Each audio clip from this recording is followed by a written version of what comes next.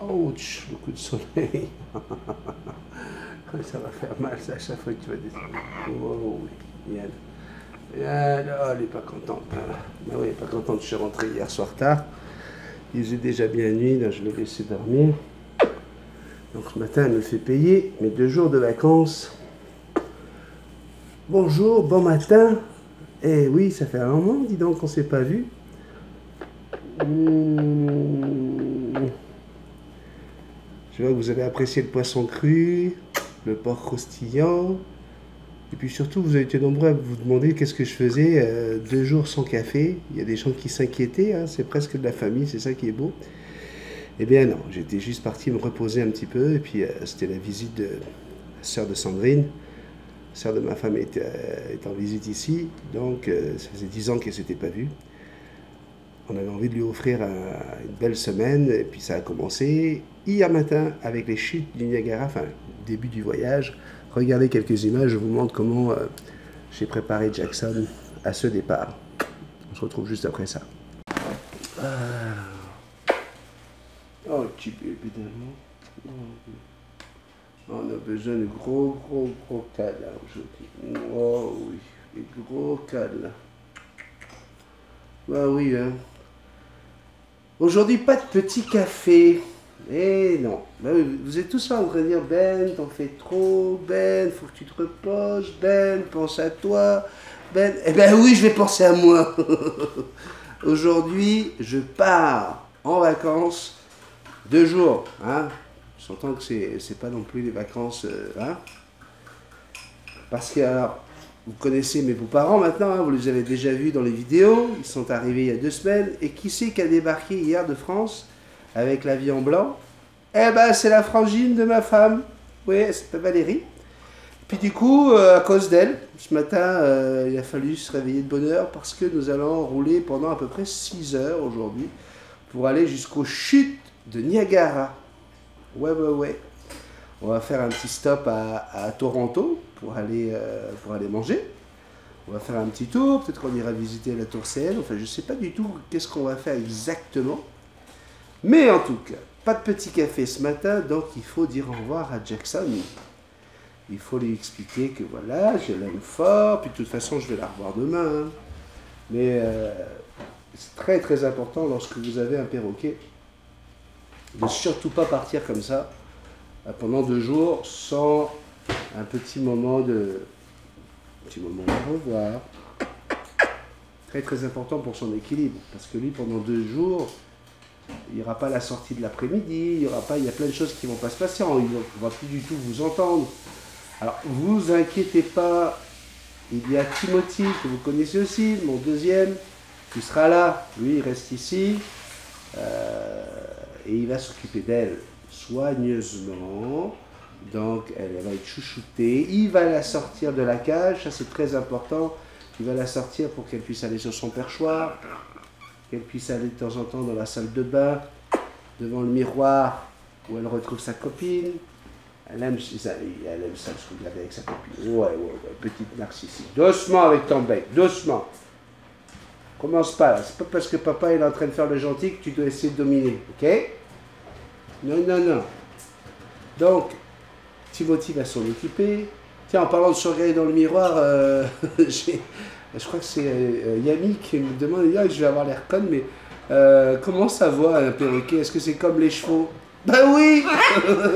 Là, elle me voit, là, même si je suis derrière, donc ils ont une vie à peu près à quasiment 380 degrés. Hein. C'est comme toi, hein, ton nez ne te dérange pas entre les 2 yeux, tu arrives à voir.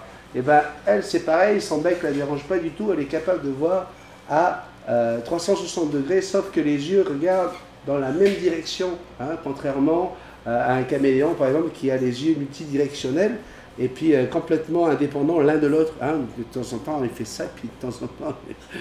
Voilà, donc on est parti pour rouler sur l'autoroute avec tous les abrutis, hein, qui ne connaissent pas la règle de la distance de sécurité.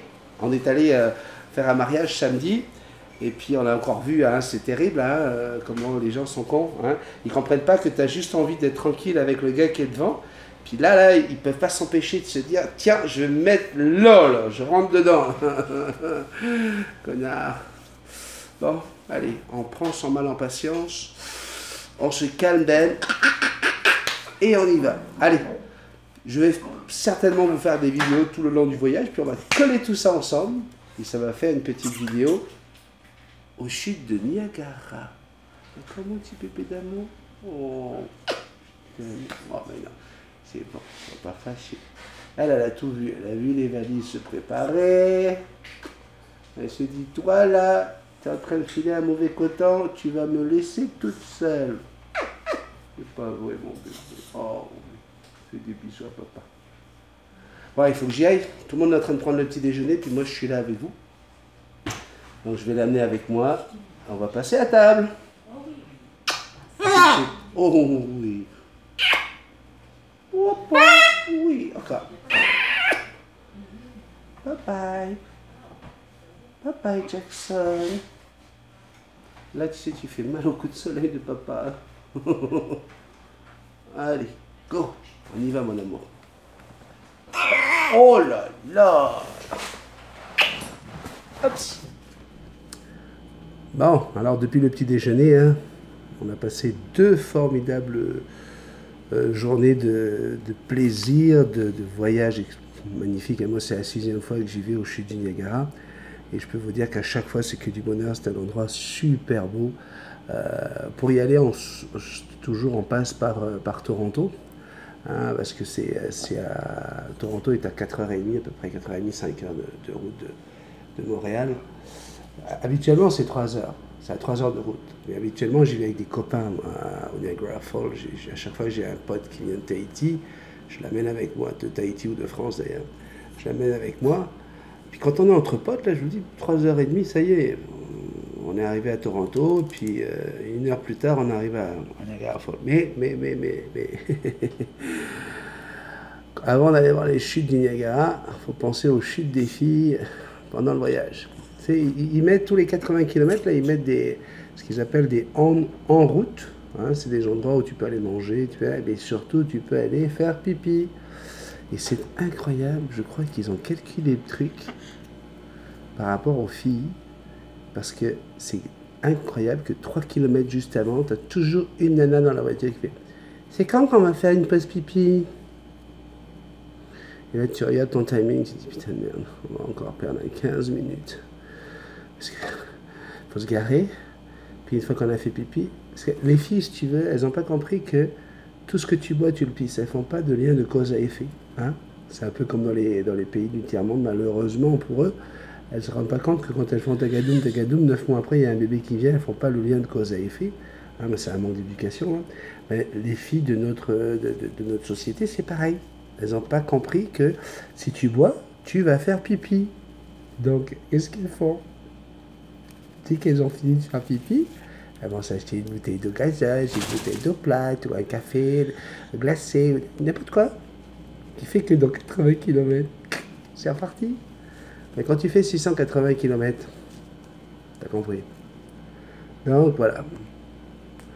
On a passé à peu près un tiers des vacances sur un parking à attendre que les filles aient fini de faire pipi. Puis ce qui est bien, en plus, c'est quand elles sont 3, comme c'était le cas, elles décident de le faire pas au même moment. Qu'est-ce qu'il y a, Jackson? Non, papa, il a très mal à son coup de soleil, mon petit bébé. Papa, il a mal au coup de soleil. Pour ça, il préfère te garder sur la main. D'accord? Puis d'habitude, quand tu es sur l'épaule, tu veux venir sur la main. Puis maintenant que tu es sur la main, tu vas aller sur l'épaule. Ça, c'est le petit côté casse-couille du perroquet. Donc voilà. On est allé voir les chutes du Niagara. J'ai quelques images pour vous. Je me suis battu contre les chutes encore une fois. Hein. Ça fait 6 fois. J'ai dit, là, je vais les avoir. Cette fois-ci, je vais les avoir. Regardez, là aussi, j'ai des images. Viens avec moi, j'ai un truc super viril, là. Je peux vous le dire, là. On va se les faire, les chutes, là. Allez, Rocky, t'as pas mal, Yes. Allez, Rocky. Yes.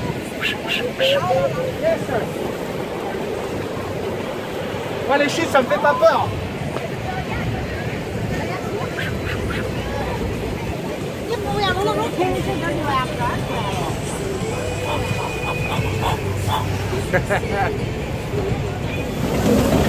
Bon, ça fait 6 fois que j'y vais. 6 fois que j'essaye, puis j'ai mis des coups dans tous les sens. Ok. Les chutes, 6. Multitestament, 0. Mais je reviendrai. Hier, on a même, si vous avez l'occasion d'aller à Niagara Falls, vous allez voir, il y a plein de casinos, il y a plein de choses, mais il y a surtout tout un endroit qui ressemble beaucoup à Universal Studios, pour ceux qui connaissent, où il y a des attractions, il y a plein de choses à visiter, le musée des poupées de cire, le musée du livre des records, etc. Et alors le soir, là, cette rue, là, quand vous descendez la rue, là, c'est magnifique, c'est tout éclairé, et puis c'est tout ce que j'aime. Donc voilà, on a pu sortir, on a pu aller un petit peu aller faire du karaoké, faire plein de choses. Alors, bien sûr, je me suis réservé des moments d'intimité en famille, hein. Mais voilà, regardez quelques images qui doivent passer en ce moment sur cette avenue, là, cette rue qui descend, c'est le Main Street, la rue principale de Niagara, qui mène vers les chutes du Niagara. Et ce qui est magnifique le soir, c'est qu'ils éclairent les cascades. Il y a des projecteurs LED, hein, un changement de couleur magnifique, et vous avez des cascades qui sont éclairées. Donc vous avez les cascades américaines et les cascades canadiennes. Les cascades canadiennes sont beaucoup plus belles, de toute façon. Et voilà, quoi, le soir, c'est magique.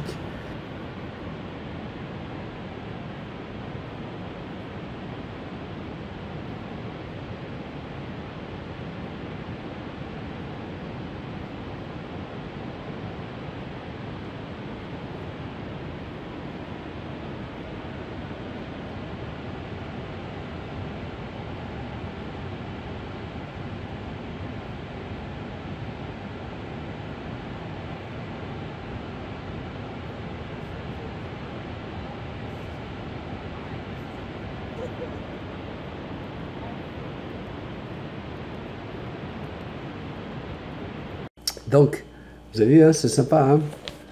Et avant de partir, j'ai pas pu résister. Ben oui, parce que tout le monde se fout de ma gueule, voilà.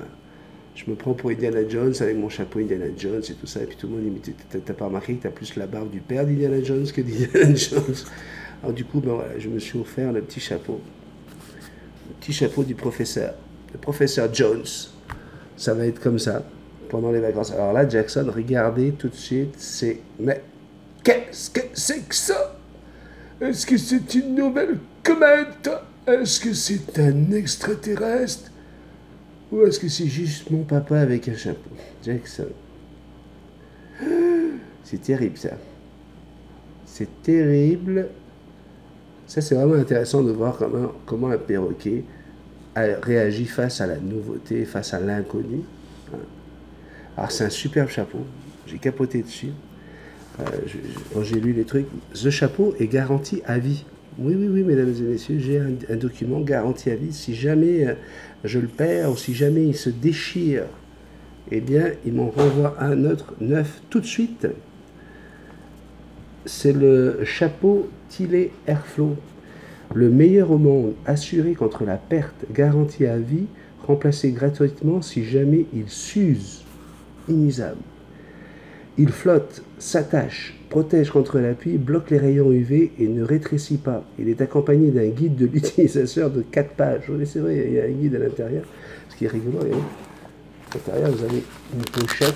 Hein, vous pouvez mettre, ranger des petites choses. Et puis il y a effectivement le guide de l'utilisateur. Le guide d'utilisateur qui est à l'intérieur. C'est rigolo pour juste un chapeau. Hein. Mais moi, j'ai craqué dessus. J'ai craqué complètement sur le petit chapeau. Et puis donc ils disent qu'il est fait minutieusement à la main au Canada. Vous pouvez le laver souvent à la machine, en cycle délicat, ou à la main à l'eau froide pour empêcher la sueur de décoller le tissu de façon permanente. Redonner une forme, sécher à l'air, puis étirer avec le genou. Tu sais, tu te le mets au bout du genou. Ben voilà, je me suis fait un petit plaisir. Donc vous allez me voir en vélo avec ça très prochainement. Mon petit chapeau du professeur Jones. Donc voilà, c'était 2 jours fantastiques. C'est certain que je vais faire un montage, comme je vous l'ai promis avant de partir. On va faire un petit montage du voyage avec des plans sur Toronto, des plans bien sûr sur les chutes du Niagara, dans une prochaine vidéo. Sachez qu'il y a déjà un voyage à Niagara Falls, il y a 2 ans, en 2015, sur la chaîne. Mais bon, on va mettre des nouvelles images. Morgane Météro m'écrit en me disant: bonjour, je voulais savoir, je compte adopter un petit perroquet de type you mâle. Mais est-ce que c'est mieux de le prendre chez un éleveur ou le fait que j'en prenne un dans une animalerie? Car le prix n'étant pas le même et les éleveurs étant rares en France, je me demandais s'il y avait une grosse différence. Alors, déjà, on parle pas d'un oiseau facile. Le you du Sénégal n'est pas un animal facile. Alors là, il y en a qui vont me dire: mais si, moi j'en ai eu, puis c'était merveilleux. Oui, ça peut être merveilleux, puis c'est pour ça qu'on en vend autant, etc. Mais je connais aussi énormément de propriétaires de you du Sénégal, y compris Marc-Éric, notre ami Marc-Éric, qui, au bout arrivé à l'âge de l'adolescence, ont dû se départir de leur oiseau. Pourquoi? Parce que voilà, ils peuvent être très très mordilleux, et puis quand ils mordent, là, je peux vous dire qu'ils ne vous lâchent plus. C'est très irritable. Donc, et puis c'est très demandant. Un you là, il veut vraiment vous avoir pour lui tout seul. Donc c'était compliqué parce que Marc-Éric avait Coco déjà. Et voilà, quoi, très difficile de vivre avec un you du Sénégal quand on a d'autres oiseaux. Et tout seul, je peux vous le dire, là, arrivé à 3-4 ans, malheureusement, souvent, il arrive un changement d'attitude. Le côté adolescent est beaucoup plus marqué chez lui du Sénégal que chez d'autres petits perroquets. Et il y a ce problème d'agressivité qui peut avoir lieu. Après, l'histoire de la différence entre une animalerie et un éleveur. Pour ça, là, je vais vous dire une chose, vous pouvez avoir de très très bonnes animaleries où effectivement les ordres sont donnés pour qu'on s'occupe bien des oiseaux, pour qu'ils soient chéris, pour qu'ils soient psychologiquement dans de bonnes conditions. Okay, puis vous avez des animaleries ridicules, là où on ne fait pas du tout attention à l'animal, où on laisse les enfants taper sur les cages ou sur les vitres des oiseaux, où ça va être des catastrophes. Pareil, vous avez des super éleveurs qui font ça par passion d'abord, et puis après, bien sûr, il faut bien qu'ils gagnent leur vie. Et puis vous avez des éleveurs là, qui pensent qu'au pognon. Là. Puis les oiseaux, là, c'est l'usine. Donc dire EPP, EAM, patati et patoufin, non, ça n'aura plus aucun sens selon dans quelle animalerie ou chez quel éleveur vous allez acheter votre oiseau. Donc est-ce qu'il y a une grande différence? Je ne peux pas te le dire, je ne connais pas l'animalerie en question, et je connais encore moins les éleveurs que tu as dans ton entourage. Donc, encore une fois, on repart sur les mêmes bases. Comment apprivoiser un perroquet?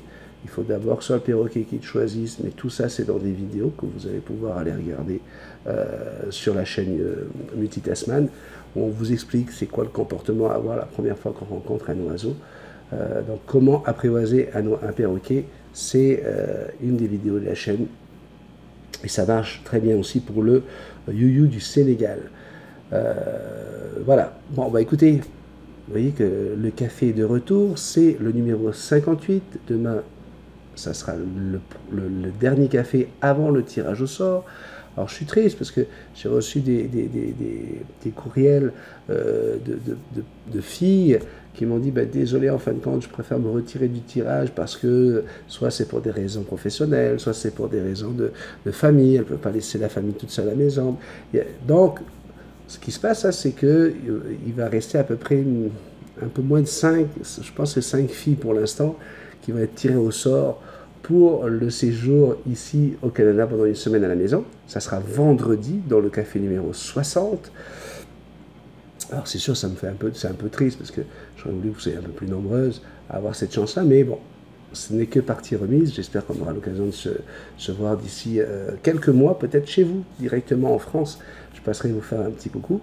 Donc voilà, je voulais vous le dire, si vous êtes intéressé de passer une semaine de séjour ici, logé, blanchi, nourri pendant une semaine chez Multitasman, avec en plus une visite offerte au Biodôme de Montréal, où vous allez retrouver plus de 4000 espèces d'animaux, et avec 5 écosystèmes différents.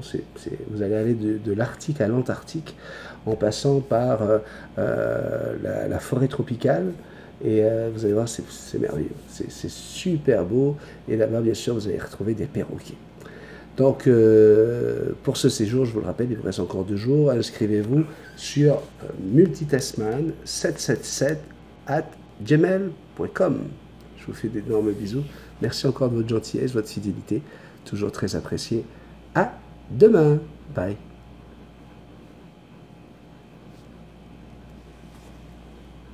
Oui, mon petit bébé.